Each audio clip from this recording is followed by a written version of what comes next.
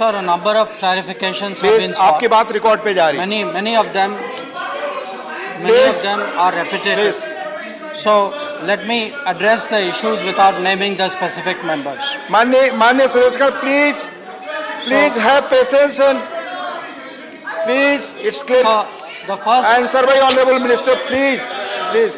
The first issue, sir, relates to the advisories, including the advisory starting on 15th of February. I would like the honorable members to understand what was the ground situation.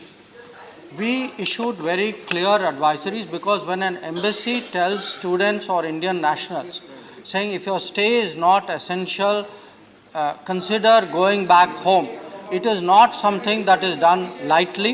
It is something that students take very seriously, that other nationals also take. But I would like honorable members to understand the problem that the students faced. I have with me a list of universities. We approached, I don't want to take the name of the universities, but there was one big university which would not convert the mode of education to online, and in fact said that if anybody leaves at this time, they are jeopardizing their degree. There's a second university which said, I'll give you only online till February 25. There's a third university which said, I'll only give you for 2 weeks. One of them said, I'll give you till April 1. One of them said, I'll give you till May 1. Now, it is not correct. Please. Look, the students have a future.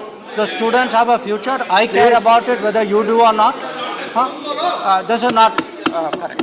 So, the fact, sir, that all the honorable members should appreciate is that students were actually not encouraged, in fact positively discouraged by the universities from leaving, and this was part of the process.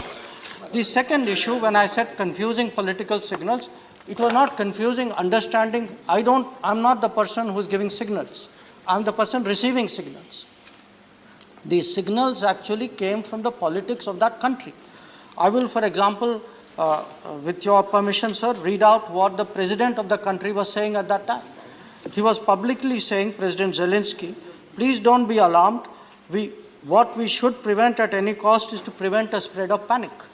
Now, what was happening for students living in Ukraine was they were watching Ukrainian television. They were reading Ukrainian newspapers. They were seeing signals from the Ukrainian government saying, no, don't get alarmed, don't leave.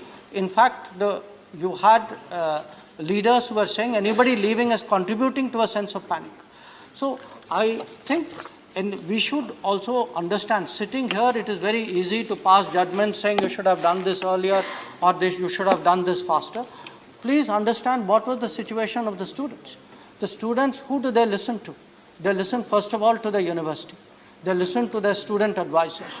They listen to the local government. They listen to other students. They talk to their families and say, should I come back or not?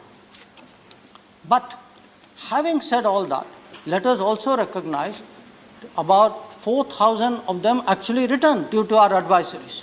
So please think that through. If our advisories were of no use, why did 4,000 people come back? The fact is, advisories impacted many people.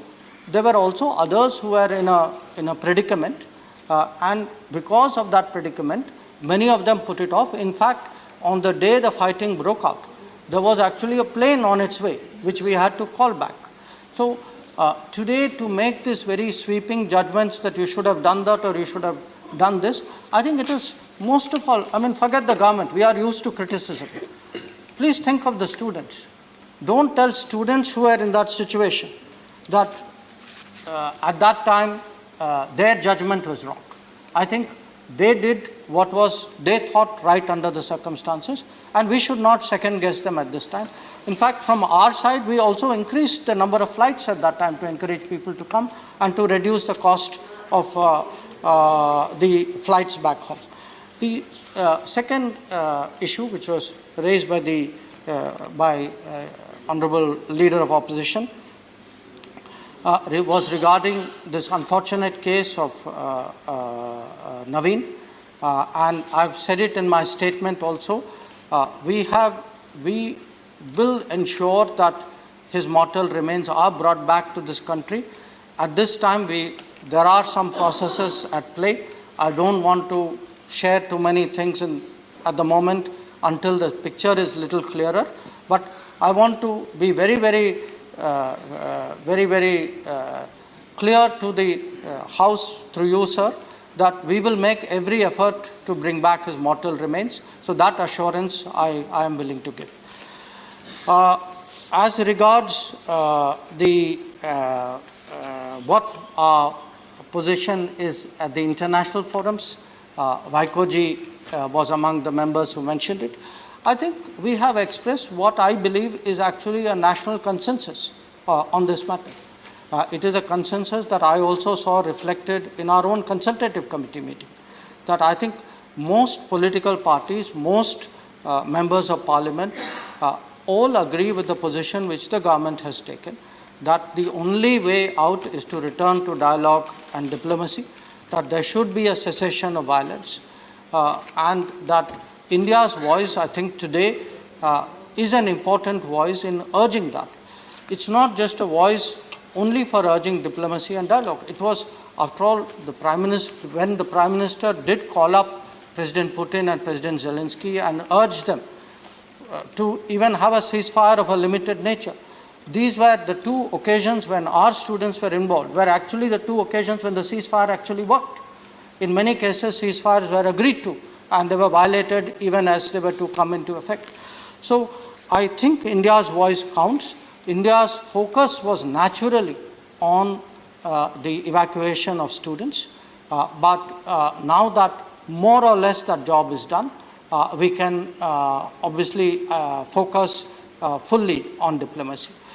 Regarding the point which was raised by Mishra ji, I would like to say there are some odd people, not in thousands, there are in double digits people who are there.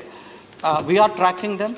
We have issued repeated advisories saying anybody who is left behind, please tell us where you are. We have not been very public about it for their own safety. But again, even as I am speaking, sir, at this moment we have a operation to get out some students who are stuck in the south through the Russia route. So our effort will be anybody who's stuck, we will keep trying to bring them out. I think again the House should have that assurance. The question which was raised, does this qualify as evacuation? The advisory which we issued initially was an advisory urging students and all Indian nationals to go back. But after February 24th, when we started sending planes, civil aircraft, military aircraft, when we started deputing people, when we started running camps, and again, one issue was we were not present in the conflict areas. I would like to correct you. We were. Our officers actually went even into Sumi. There were people outside Sumi. The first people that Indian students saw when they came out of Sumi were our officers. So I think we should be correct on facts. We should give credit that is due.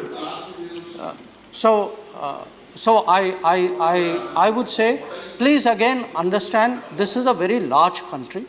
Obviously, when the war started, there was martial law, there were restrictions on movement. Within these constraints, I think the embassy, the officers who were deputed, all the other organizations, including the volunteers and the civil society representatives, did all that they could. So again, I would urge all honorable members to recognize what efforts were made in this operation. And finally, regarding the concern which many members expressed about the future of the students, they have just come back.